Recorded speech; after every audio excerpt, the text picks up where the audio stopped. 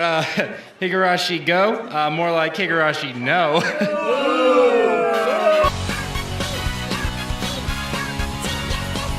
Higurashi Sotsu is airing as I'm writing this video, and I cannot express how disappointed I am with it.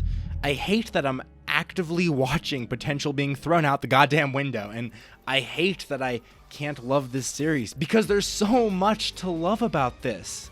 I want to make it clear right off the bat that I am not someone who thinks Gou and Sotsu are fully bad. I just believe that they are lacking, as the title says. I would actually prefer if they were terrible instead of mediocre, because then I wouldn't be feeling so conflicted, but alas, here we are. Higurashi Gou's second half was terrific. I will stand by this opinion, even if Sotsu doesn't quite end up landing the ending. I thoroughly disliked the first 13 episodes of Gou, but episode 14 onward was an entirely different experience. Episode 14 on its own is actually one of my favorite Higurashi anime episodes out there, simply because it gave me everything that the first 13 episodes refused to. Character. The Rika and Hanyu conversation was fucking excellent, and the absolute raw emotional weight that some of these scenes carry is genuinely executed beautifully. Gou wanted to be and do so many things and ended up shooting itself in the foot because of that.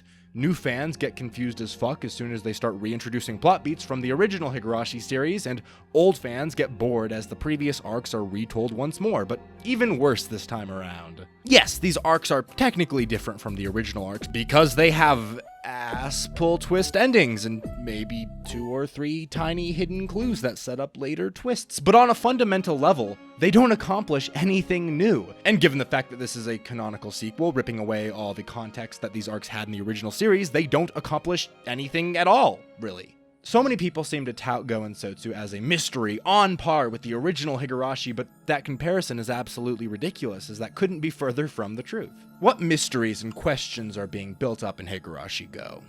Why is Rika stuck in a new loop? Who's behind this? Why are things different? Alright, now let's look at what happens in the series to further explore these questions.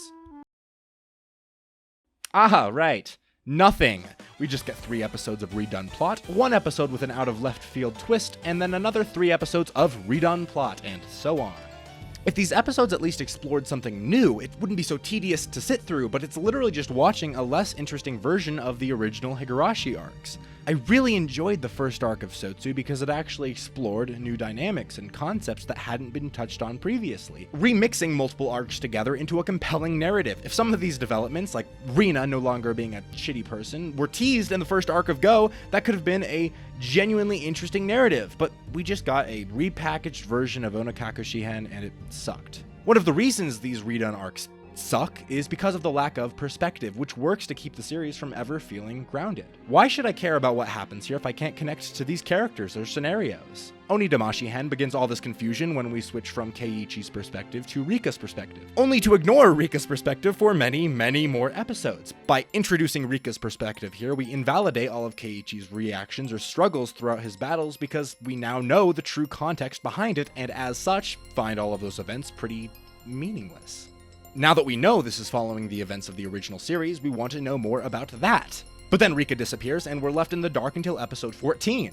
These plot lines all feel weightless and meaningless now, and Rika gets no more attention despite the fact that her reactions to all this shit are something extremely fucking compelling, as evidenced by how good episode 14 is. But we don't get to see any of it, and these episodes lose any nuance as a result. There is nothing to ground us to what is happening here. And this confused perspective continues in Sotsu as well. Who are we following in these arcs? You could say we're following Reina in the first arc and Mion in the second, but that's ignoring all the sequences we get that follow Sadako, the one masterminding all of this in the first place. So are we following Sadako's perspective? Nope, because Sadako is missing for large stretches of these arcs, and we don't really get to see each of these events through her perspective either. Plus, there's even some sequences where we follow Rika's perspective and see her reactions to some of these twists, which muddles the perspective even further and completely throws any chance away of these arcs avoiding being a complete and total clusterfuck. This is before even addressing how badly Sotsu has been shitting the bed thus far. While it's still airing, we're already actively seeing the limited 15 episodes going to complete waste on unnecessary answer arcs that just postpone an actual continuation of the story that we were watching in Gou.